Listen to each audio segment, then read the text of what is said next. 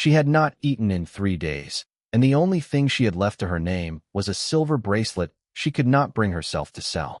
She stood at the fence of a stranger's ranch in the Wind River Valley, trying to decide whether a woman could beg and still call herself anyone's daughter. The dress was the last good one from the judge's house, gray cotton, high-collared, made for pouring tea for visitors she had been told to call sir and ma'am even when they patted her head like a dog. 3 days on the road had turned the hem to mud. Her left boot was splitting at the toe. The ranch below her was not large. A low house with a porch that ran the full width, a barn behind it, a corral with 3 horses. Smoke rose from the chimney. Someone was home. Someone had food. She had been told her entire life that she was too much. Too loud for a parlor. Too tall for a man to look at twice. Too stubborn to be grateful. The judge said it so often that she had memorized the cadence. The way his voice dropped on too and rose on much. Like he was placing each word on a shelf where she could see it and feel small. She had spent 20 years trying to be less. She climbed the fence. A splinter dug into the heel of her right hand. She walked down the dirt track, and the dust coated the back of her throat, sage and dry grass, and the faint mineral tang of creek water. Before we go further, settle in wherever you are. Let us know in the comments where you're listening from tonight. We love knowing who's with us when the story gets hard, because this one gets hard before it gets beautiful. The man on the porch was sitting in a chair that had been sat in so many times it had memorized the shape of him. He was not young. His hair was the color of dust, and his hands rested on his thighs the way hands rest when they have done enough work to know when to be still. He was whittling cedar, the shavings falling between his boots. He looked up when she was 20 yards away. His eyes were brown, but somehow clear, the way creek water is brown but clear. They took her in the way a man takes in weather, noting what was there, deciding what to do. Morning, he said. It was afternoon. She did not correct him.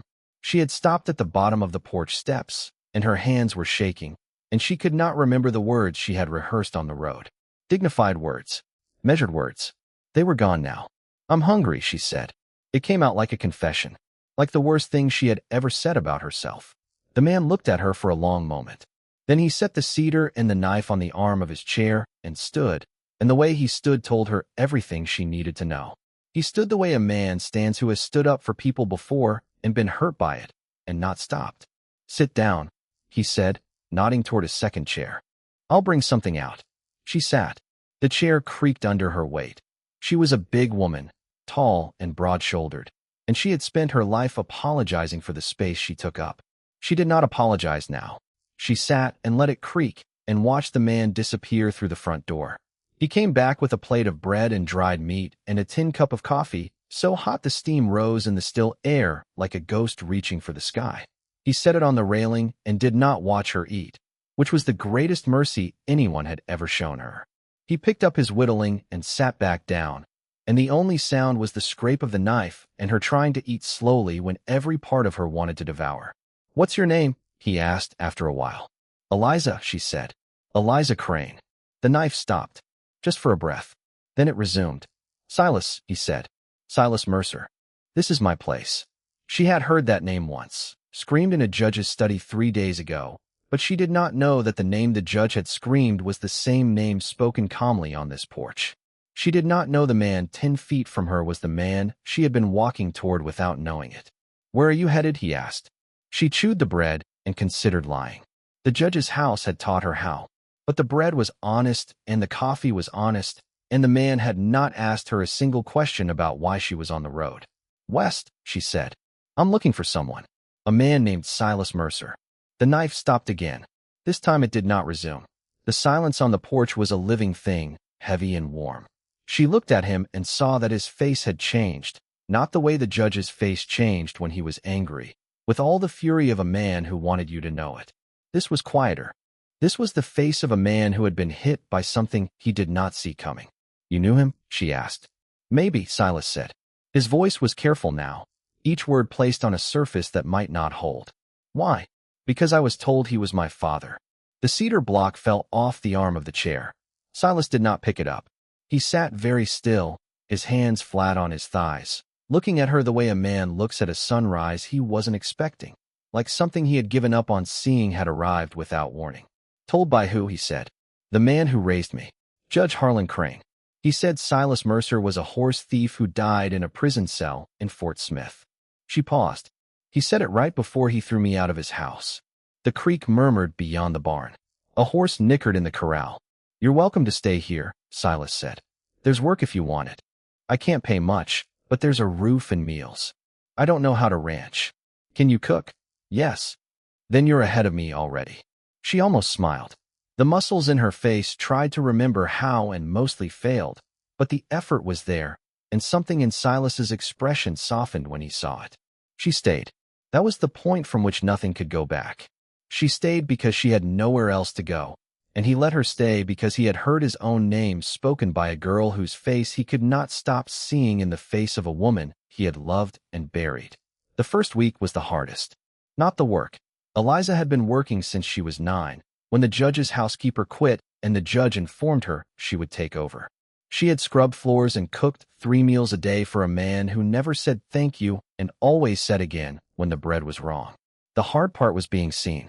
Silas did not watch her the way the judge had, cataloging failures, storing them for later use. Silas watched her the way he watched the weather, with attention, but without judgment. It unsettled her more than cruelty would have, because cruelty she understood.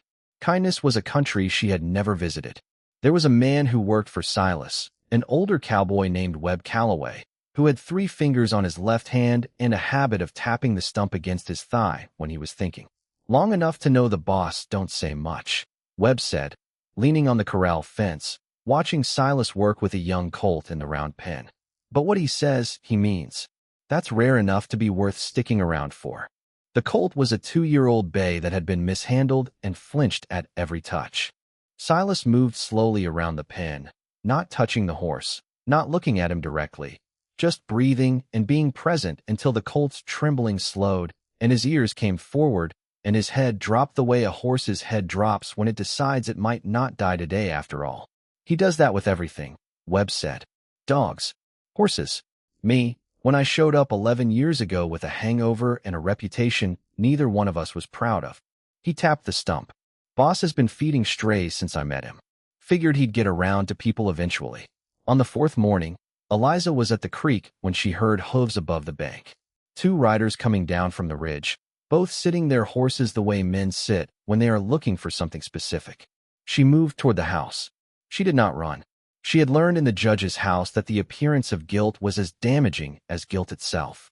She reached the porch as the riders stopped. Morning, the man in the dark coat said. He had a heavy face, small eyes, and a mustache waxed into a shape that suggested he thought highly of himself. We're looking for a girl. Dark hair, tall. Goes by Crane. Seen her? Eliza was standing on the porch. The man had described her to her face and was still looking at her, giving her a chance to come along quietly. Silas came out of the barn. He walked slowly, the way he always walked, but his right hand was not empty. She's here, Silas said. She's working for me. What does the judge want with her? That's between the judge and his daughter. I'm here to bring her home. She's not going anywhere today. The man smiled the way men smile when they are not amused. Mister, I don't think you understand who. I understand fine, Silas said. You rode onto my land to take a woman who doesn't want to go. The judge sent you, and not a marshal, which tells me there's no legal warrant. And you're going to turn around and ride back the way you came. The man looked at Silas's right hand. He looked at Webb, who had appeared at the corner of the barn with a rifle on his forearm, tapping the stump with all the time in the world. We'll be back, the man said. With the judge. You do that, Silas said. They rode away. Eliza watched them go. You didn't have to do that. You don't even know me. I know enough, he said. What did you take from him? She went still. How did you know I took something? Because a man like Crane doesn't chase a woman across the territory over hurt feelings. He chases because she has something he's afraid of. She reached into the pocket of the apron she had borrowed and pulled out a folded piece of paper. Old, yellowed, the edges soft from being hidden. She held it out. He took it. He unfolded it. And when his eyes found the handwriting, the color left his face the way water leaves a creek bed in a drought. Slowly at first, then all at once. Where did you get this? He said, and his voice was not careful anymore. It was broken. It was in his desk. A locked drawer. I was managing his correspondence. That was my job, my hands and my reading and my silence, and I found the key and opened it. A letter from a woman named Margaret to a man named Silas Mercer. She paused. I kept it because it was the only proof I had that I existed before him. Silas was staring at the letter. His hand was trembling, not from hunger or exhaustion, but from the trembling of a man holding something he had given up ever holding. That's Margaret's hand, he said, almost to himself. My wife's hand. The word wife hit Eliza like a stone dropped into still water. She looked at him. She looked at the letter. A question was forming, a question she was not ready to ask, because the answer might break something she was not sure she could survive. Margaret was my wife, Silas said. She died 18 years ago. I thought. He stopped. He folded the letter and handed it back to her. I need to think on this. Don't go anywhere. Don't go where, she said. I have nowhere to go. Then don't go nowhere, he said, and he walked inside and closed the door. Eliza stood on the porch holding the letter. She knew the name on it, Silas Mercer, because the judge had screamed it at her. She knew the man who had fed her and stood between her and the judge's riders was Silas Mercer. She knew the judge had told her Silas Mercer was her father, and she knew Silas Mercer was supposed to be dead. But the man who had given her bread and coffee was not dead. He was behind that door, and he had called Margaret his wife. The thought came to her the way dawn comes, not all at once, but in pieces, each one making the next clearer. She did not knock on the door.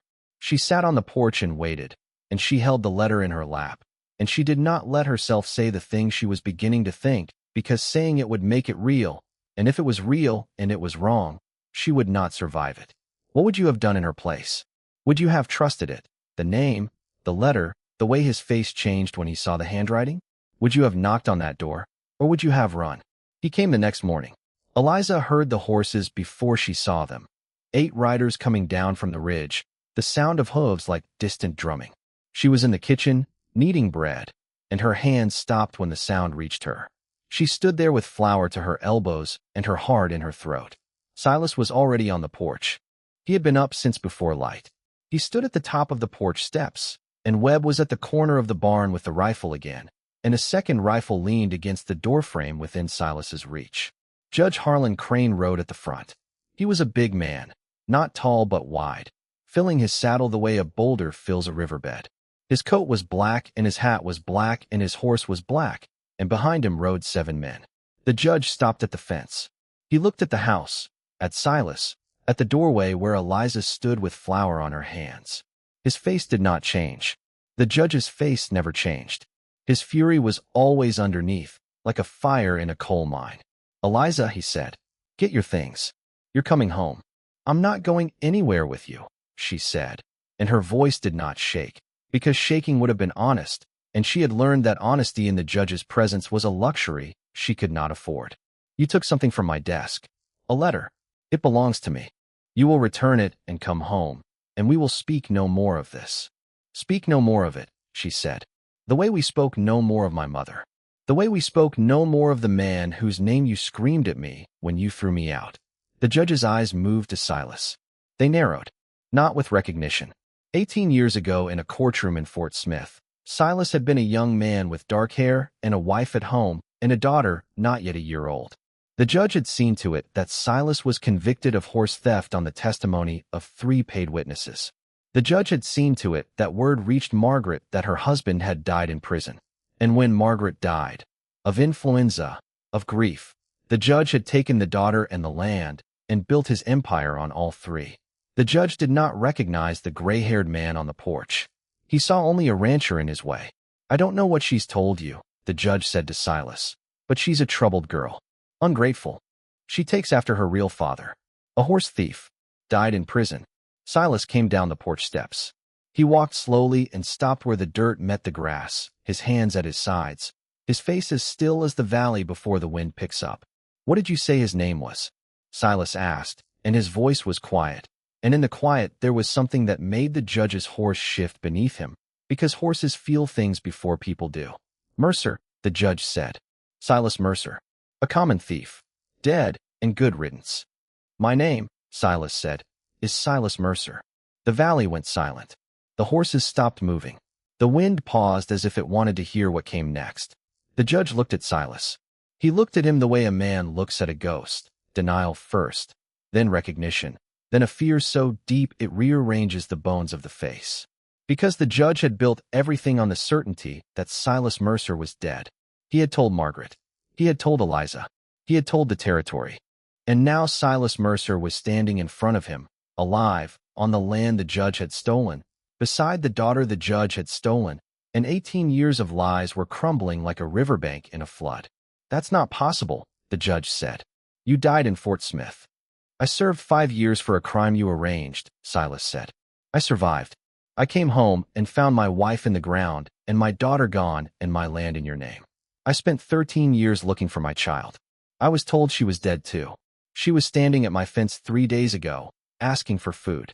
Eliza was gripping the doorframe with flower-white hands, and the world she had known, the judge's house, the judge's rules, the judge's version of who she was falling apart, and what was underneath was something she recognized the way a body recognizes air after drowning.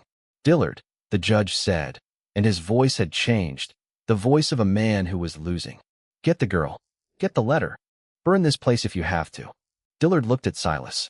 He looked at Webb. He looked at the rifle in Webb's hands and the way Eliza was standing in the doorway, not hiding, not running, but standing the way a woman stands when she has finally understood what she is worth. "No," Dillard said. "I came to fetch a runaway. I didn't sign on to burn a man's house." He turned his horse. "I'm done." 3 of the men turned with him. The others sat their horses and looked at the judge, waiting for instructions that were not coming, because the judge's power was borrowed from the lie he had told, and the lie was dead.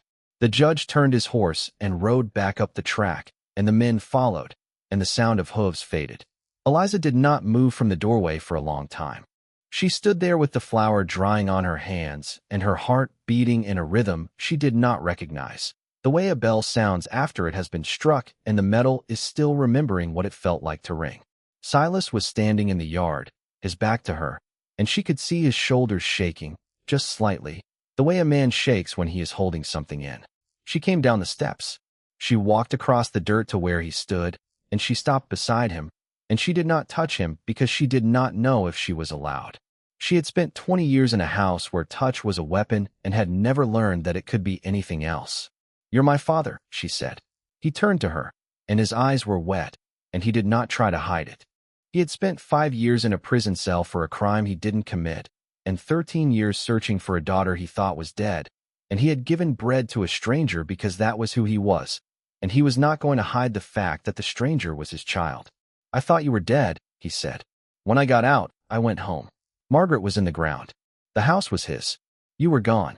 He told everyone you died with her. I believed him. He told me you were dead too."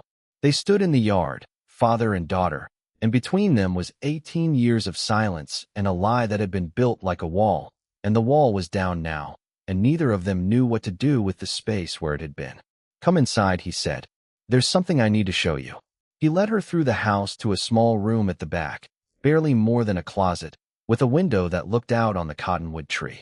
The walls were bare. On a shelf above a narrow bed sat a pair of tiny leather boots, worn smooth at the toes, and a carved cedar horse with a yarn mane, and a small frame holding a tintype of a woman with dark hair and a face that looked like Eliza's face the way a creek looks like the river it feeds into. "Margaret," Silas said. "Your mother." Eliza picked up the tintype. Her hands were steady now. She looked at the woman in the photograph, the woman whose handwriting she had been carrying in her pocket, the woman whose bracelet she had worn since she was 12, the woman the judge had told her died giving birth to her, as if her birth was a crime she should carry guilt for. She was beautiful, Eliza said. She was stubborn, Silas said, and kind, and she could out-argue any man in the territory, including me. He paused. She used to say you had her hands, but my stubbornness. I didn't know what she meant until now. You've been fighting since the day you got here, and you didn't even know who you were fighting for.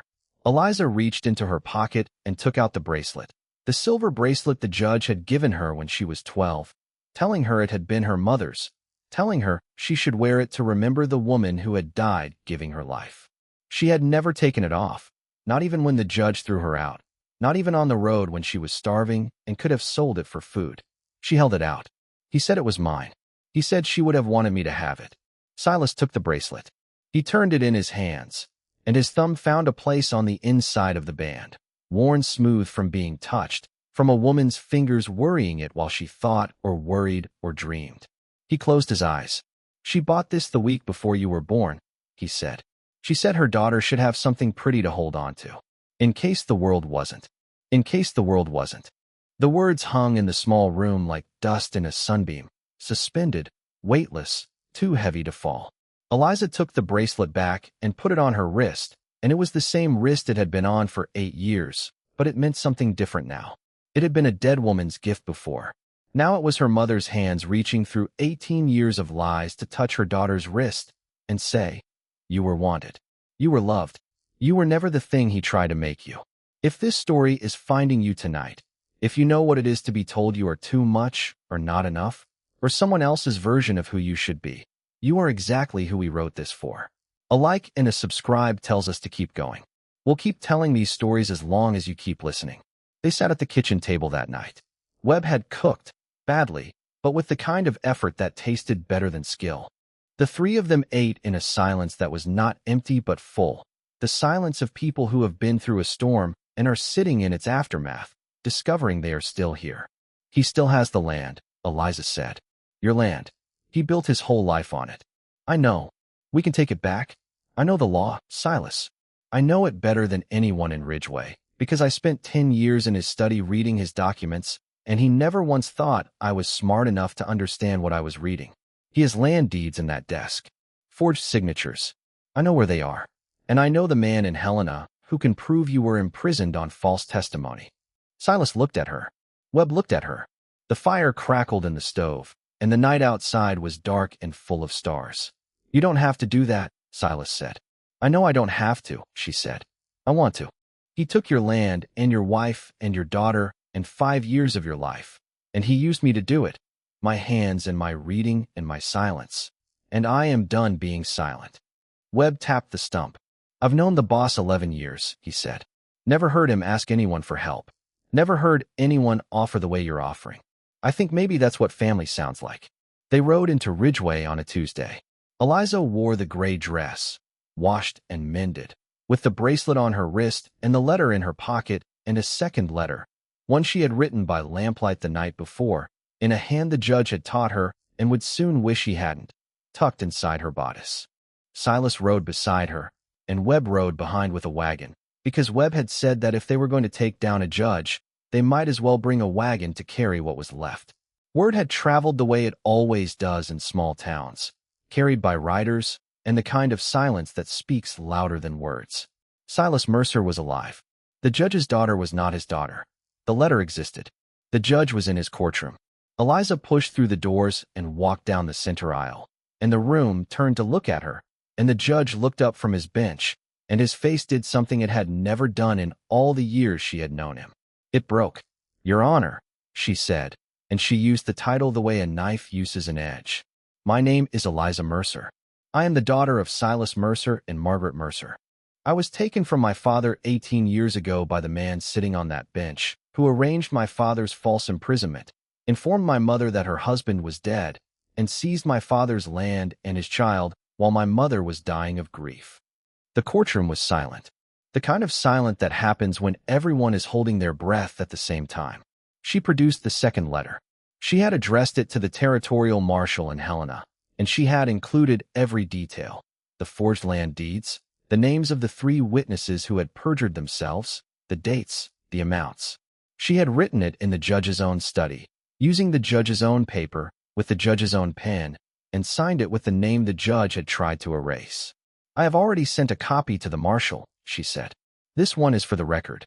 I'd asked the court to enter it as evidence, but since the court is the accused, I'll leave it with the clerk." The clerk, a small man with spectacles, took the letter. He looked at the judge. Then he opened his ledger and began to write, because this was a moment that needed to be written down. The judge stood. "This is absurd. This girl is your daughter," Silas said from the back of the courtroom. His voice carried, not by volume, but by weight. "Or she was. You told my wife I was dead. You took my land. You took my child. You sat on that bench and called yourself a judge while every case you heard was built on stolen ground." The judge looked at the room. The storekeeper who had always wondered how the judge had come by the mercer spread so quickly after Margaret's death. The women who had watched Eliza grow up in the judge's house, always working, and whispered that she did not look like him at all. The room did not rally to the judge. The room had been waiting for this the way a field waits for rain, knowing it would come, because nothing built on a lie could stand forever in a place where people remembered. The judge left the courtroom. No one stopped him. The marshal would come from Helena, and the documents would be examined, and the land would be returned, and the name Mercer would be spoken in Ridgeway again. He was arrested 3 weeks later. The marshal came with 2 deputies and a warrant signed by the territorial governor. The forged deeds were found exactly where Eliza said, in the bottom drawer of the judge's desk, beneath a false bottom, wrapped in oilcloth. One of the 3 paid witnesses was found, and he talked, because men who testify for money always talk when someone offers them the chance to stop running. The judge's house was seized. The land was returned to Silas Mercer, and the White House on the hill became the house where Silas and Eliza lived. The judge was taken to Helena in chains, and the people of Ridgeway watched him go the way they watch a flood recede, with relief and the quiet acknowledgement that the ground was theirs again. That was 2 years ago. The Mercer Ranch is different now. There are more horses in the corral, more smoke from the chimney, more life in the house than Silas Mercer has heard in 18 years. Eliza runs the books and the legal filings for the whole valley, the best-read woman in the territory, and everyone knows it now. Webb is still there, still tapping the stump, still cooking badly and eating gratefully.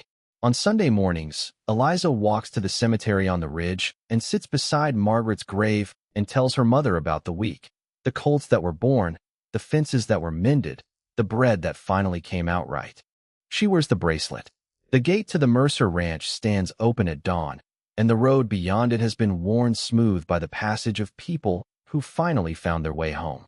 Next, we'll tell you the story of a woman who was left at the altar in a church in Deadwood, and who walked out of that church into a blizzard, and who was found by a man trapping alone in the hills, a man who had not spoken to another human being in 4 years, and who would find, in the woman he carried through the snow, the only person in the world who could make him speak again.